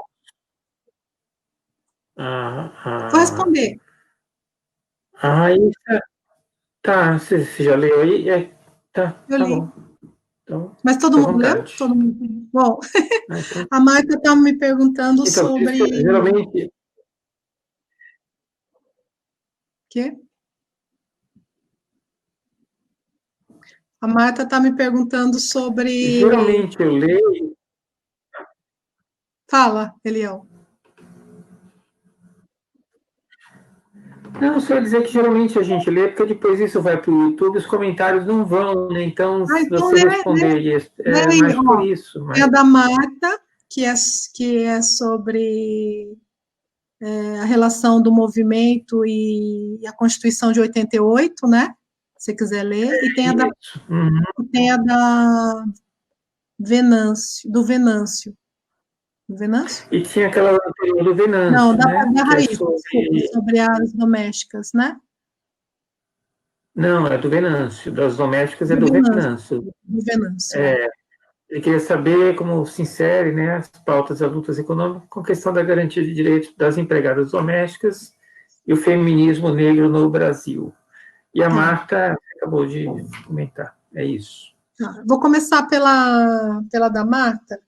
Eu estava até olhando aqui, Marta, não sei se você tem esse livro, mas vale a pena ter, ó. Lélia Gonzalez, Primavera para as Rosas Negras. Esse livro, tudo que a segunda edição dele saiu melhor, faltava um texto, que acho que foi uma entrevista que ela deu para um jornal da Martinica, e aí na segunda edição isso apareceu. Mas eu estava olhando a Lélia Gonzalez justamente para rever aqui alguns aspectos, né, relativos a esse processo aí da Constituição de 1988. E as mulheres negras estavam muito ativas, né? Aliás, já estavam ativas desde sempre, mas assim, a partir de 1978, com o movimento negro unificado, você já tem ali uma série de questões que começam a ser discutidas, no que diz respeito à condição da população negra, de modo geral, e depois as mulheres negras vão introduzindo essas pautas. E aí é interessante, eu não mencionei aqui, mas uma das pessoas muito atuantes no movimento de mulheres negras era a Benedita da Silva, né? A Benedita, que foi empregada doméstica, e essa discussão era muito feita. Tem eu não sei como é que chama isso, é um canal, talvez, se chama CUTNE, Centro de Cultura Negra, que arquiva, que registra, melhor dizendo, vários momentos da história dos movimentos negros no Brasil. Outro dia eles mandam, né, porque eu ativei o tal do sininho, então eles mandam as coisas que saem. E outro dia foi uma emoção muito grande, porque era uma reunião de lideranças do movimento negro unificado, da década de finalzinho da década de 70, com uma liderança da década de 30, foi a coisa mais linda de ver, assim, né, aquele senhor, cujo nome não vou me lembrar aqui agora, mas se vocês clicarem no CUTNE, vocês vão ter acesso a uma série desses momentos. E um destes é justamente o encontro de mulheres, o Encontro Nacional de Mulheres Negras, tem outros também, em que está Benedita da Silva, novinha, e muito combativa, Luísa Bairros, Lélia Gonzalez, né, são as que eu estou me lembrando agora, mas assim, esse encontro com 450 mulheres. Um dos pontos de pauta era justamente a discussão em torno da Constituição, no que diz respeito ao acesso ao mercado de trabalho, acesso à educação. Então, as mulheres já estão discutindo lá, isso vai ser retomado na década de 90, em preparação para a Conferência de Durban de 2001, né, que é a luta pelas cotas raciais, pela introdução das crianças negras, dos jovens negros nas escolas e nas universidades, né? Então, a pauta delas, né, a discussão que elas fizeram, elas foram muito ativas, digamos assim, na Constituição, né, para pensar alguns itens da Constituição, como acesso ao trabalho, moradia.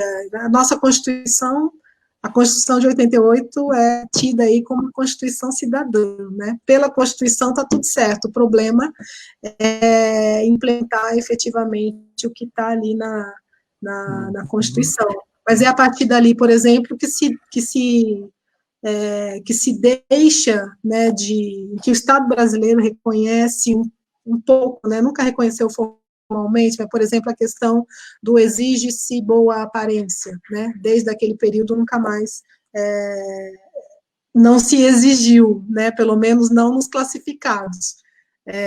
Mas a gente sabe que o capitalismo é perverso, né? Então agora é só pedir a foto que está tudo certo. Só pedir a foto que resolve o problema. De qualquer maneira, está aqui a Tainã dizendo, ó, a Neves escreveu um livro sobre as constituições do movimento negro para a Constituição de 88, ela é da USP. Depois você conta para a gente aqui, Tainã. Tainã é uma estudante lá do campus Baixada Santista da Unifesp. E é ela que está estudando, falei de você agora, Tainã, ela que está estudando a Virgínia Bicudo, está fazendo um trabalho bonito, ela está aqui para me cobrar a finalização da revisão do texto dela, né? E aí, assim, né, como é que a gente combina com as lutas econômicas e principalmente com relação aos direitos das empregadas domésticas? Essa é uma questão central para o movimento de mulheres negras, para o feminismo negro, né? Nos vários artigos sobre esse período, né, uma autora importante desse momento também, eu falei da instituição que ela coordena, que é o Gueledés, né? Essa autora é a Sueli Carneiro. Então, a luta pelo direito das empregadas domésticas, ela está presente há muito tempo, ela se intensifica a partir da Constituição de 88, e veja que foi só em 2013 que se aprovou, com muita dificuldade, a PEC das domésticas, né? 2013. E aí, se a gente olhar 2015, quando se intensifica o movimento nas ruas, movimento fascista, de derrubada, inclusive, da presidenta Dilma, uma das faixas que mais me chamava a atenção naquele momento, não sei se vocês se lembram, mas era de pessoas que diziam que a mãe ou ela não tinha empregada doméstica por culpa da Dilma, ou seja, pagar os direitos trabalhistas às empregadas domésticas problema para essa classe média que não parava de ir para Miami, né? Com o dólar que para eles naquela época estava muito alto, e agora não pode ir. Então, assim, mesmo tendo sido aprovada essa PEC, vocês acompanharam, acho que 2 semanas consecutivas, a gente teve notícia de 2 mulheres empregadas domésticas que trabalhavam em condições análogas por conta deles, esse é o Pablo aqui, em condições, para mim, né, de trabalho escravo.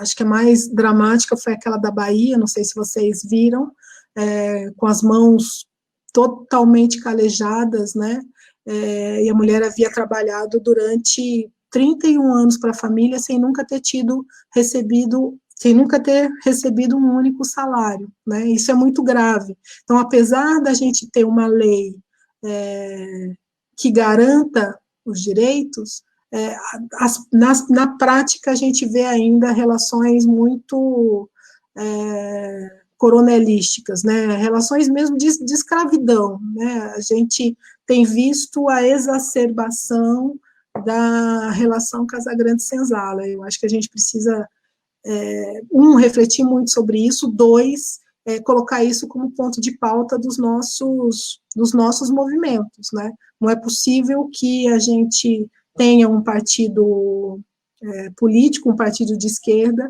que não se debruce, que não coloque na sua agenda, não coloque como pauta, um fim do trabalho escravo, 2, garantir a proteção social, as leis trabalhistas para as empregadas domésticas. Então, respondendo ao Venâncio, isso sempre foi pauta do movimento negro, né, e do movimento feminista negro, do movimento de mulheres negras. Essa é a pauta central, porque a gente sabe que a grande maioria das trabalhadoras domésticas continua sendo, né, a grande maioria continua sendo a de mulheres negras, né, e esse é um efeito, o Weber Lopes, acho que discorreu bastante sobre isso, do ponto de vista histórico, teórico, esse é um efeito direto do racismo, né, porque a gente acaba naturalizando relações como estas. A gente naturaliza relações de assassinatos de jovens negros, de crianças negras, né. Se fosse um filho da classe média branca que tivesse caído naquele dia do 9º andar, e se fosse a empregada negra, ela estaria presa. né? Estaria presa ou já teria sido linchada, né? A gente está aqui ainda discutindo se a patroa está sendo julgada e como é que vai ser isso, e está em liberdade. Então, a gente tem pesos e medidas bastante distintas, isso tem uma relação direta com o racismo, né? E o racismo, lembrando, é uma relação social.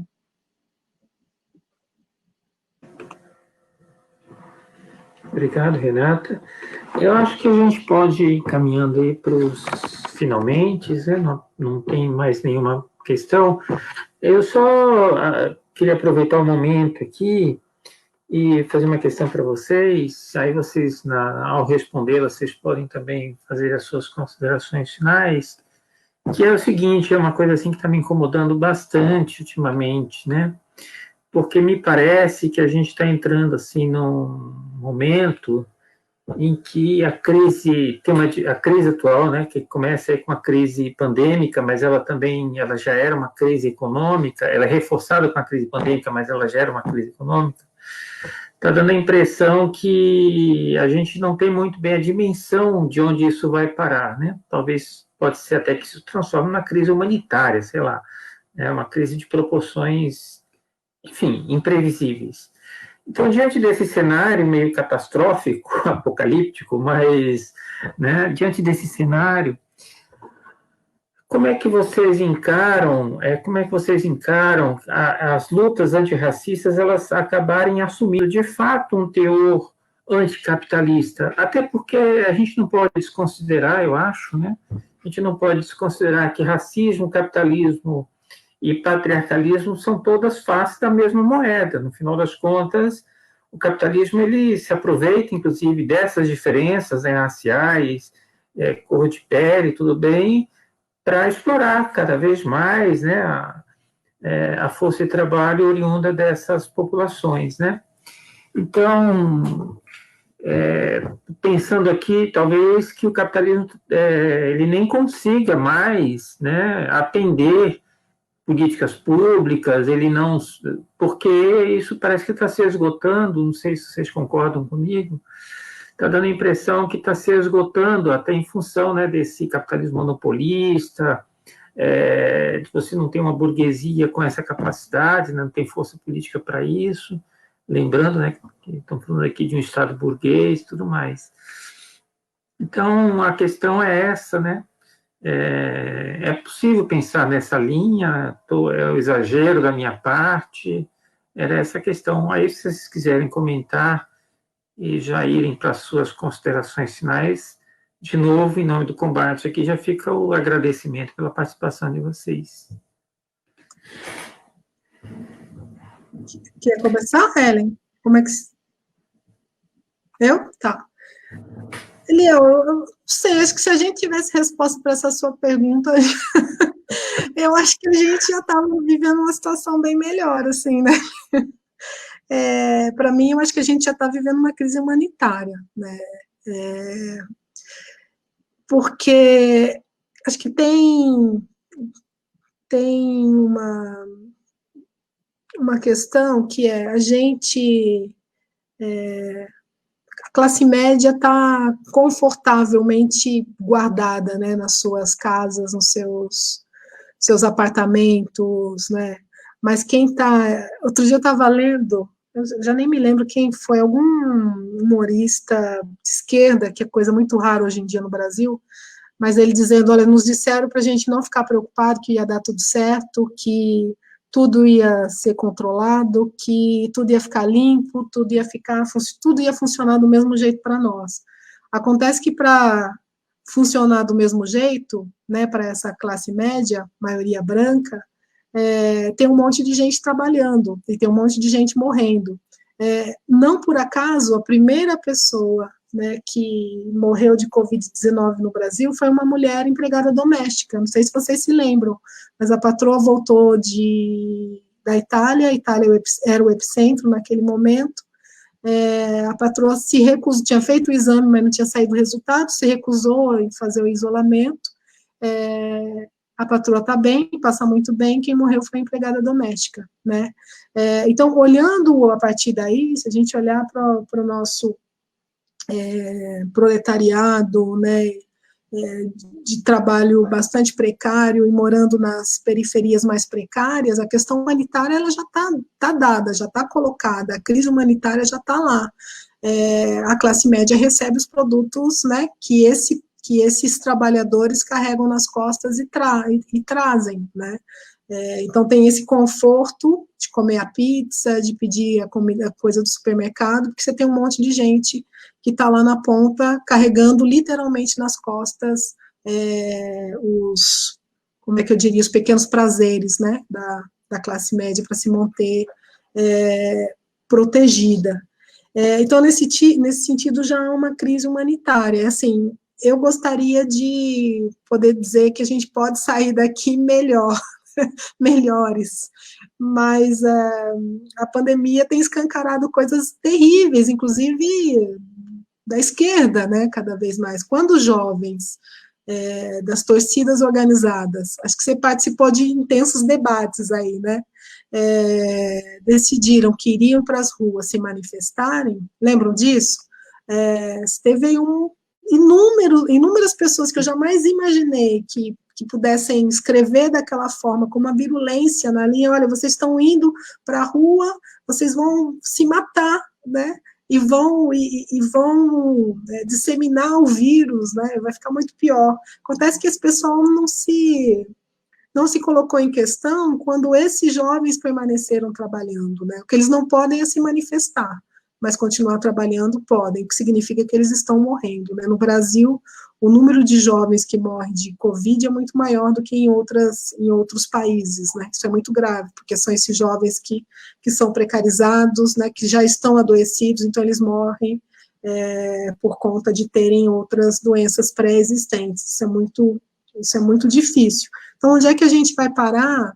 Eu não sei, mas se a gente não começar a se olhar e mudar, inclusive, a nossa forma de estar no mundo, eu acho que a gente corre o risco de sair dessa pandemia muito piores, né? O que coloca, mais uma vez, uma tarefa para a esquerda, né? Uma tarefa para a esquerda para combater não apenas o fascismo bolsonarista, porque é impressionante, eu comentava agora há pouco com o meu companheiro, com o Lúcio, que as bandeiras fascistas elas já estavam presentes antes do Bolsonaro. Não sei se vocês se lembram de vários encontros que ocorreram, inclusive na Unicamp, onde aquelas bandeiras do fascismo brasileiro, né, do bandeira integralista, já apareciam. Então, o bolsonarismo tem tido essa capacidade de colocar, de fazer sair do esgoto, né, esse povo todo,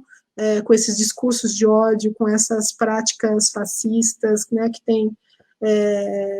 que tem aumentado. Então, se a esquerda não se organizar, né, e não puder fazer uma frente ampla no sentido eleitoreiro do termo, acho que é necessário, mas mais que isso, com um projeto político para a nossa organização, eu acho que a gente não vai sair muito bem nesse pós-pandemia, né? E aí, para concluir, sei que tem muita gente que é contrária ao que eu vou falar aqui, mas eu acho que em algum momento a gente vai ter que ir para a rua, né? A gente vai ter que colocar na rua o nosso projeto, porque se a gente não for para a rua, se a gente não colocar na rua o nosso projeto, corremos o risco de perder o bonde da história.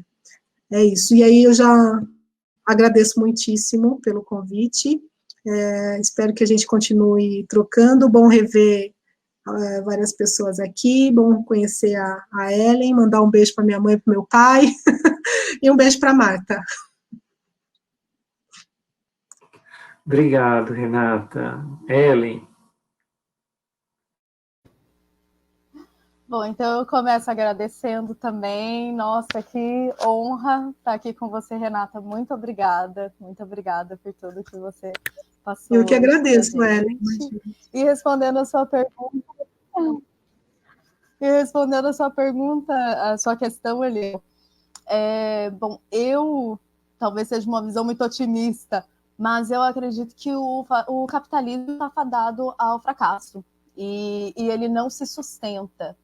E eu acredito nisso porque isso vem se manifestando através das diversas crises que a gente vem vivendo e que são, né, assim como a Renata colocou, é uma crise humanitária, porque são consequências da nossa forma de viver a vida, né, nesse sistema.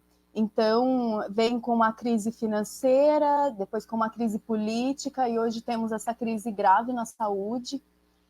E a gente, na nossa lógica, né, também capitalista do imediatismo, né, a gente tem essa expectativa de que a coisa acabe logo, a gente quer que acabe logo, quer que passe logo, né, e às vezes fecha os olhos assim para a realidade e a coisa já está acontecendo, milhares de pessoas estão morrendo todos os dias, isso é muito sério, e a gente realmente precisa rever, aprender com o que está acontecendo e mudar o que precisa ser mudado. Então, eu acredito que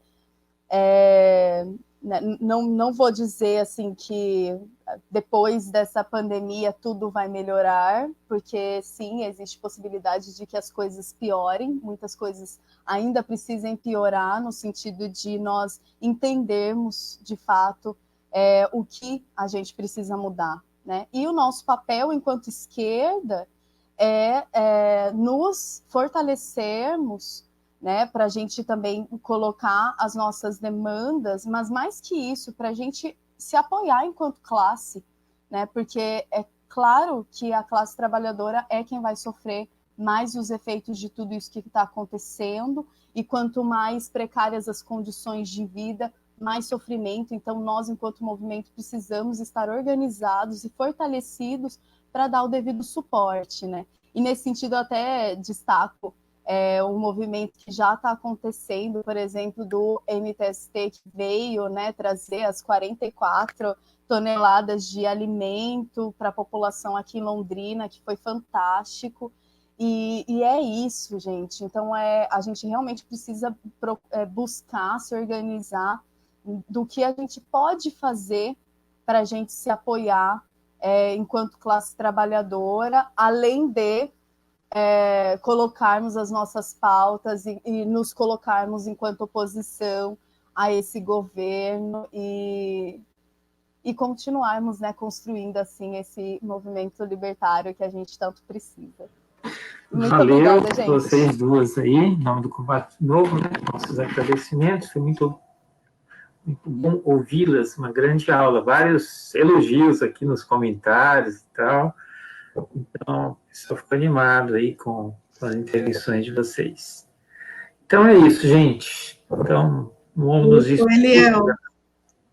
Tem uma pessoa ali que falou que não ia me mandar um beijo, porque eu não mandei um beijo para ela. Um beijo, Tainã, para você. Entendi. Beijo para todo mundo, gente. Bom, acho que é isso, então. Então, vamos nos despedir aqui. Se vocês quiserem permanecer um pouquinho na sala, só para a gente se despedir entre nós, tá bom? Então, não desconectem por enquanto. Só vou fechar aqui. Gente, então, beijos, abraços. Até a próxima.